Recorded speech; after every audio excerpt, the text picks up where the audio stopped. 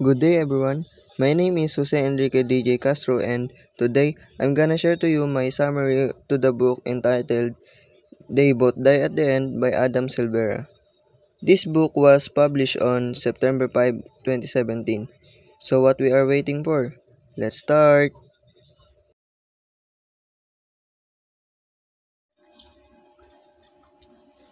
In the first page of the story, they introduce us to the first character of the story, named Mateo.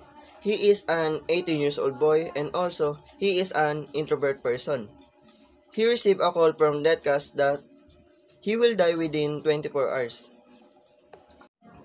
And on the other hand, Rufus Emetrio, a 17 years old boy who also received a call from Deadcast while beating up to a boy named Peck after he stealing his girlfriend. They both terrified and alone. They connect through an app called Last Friend. This app is designed to help people facing their end day to find companionship. They decide to spend their remaining time together. They visit Mateo's father in hospital, Mateo's mother's grave, and Rufus' favorite dinner place.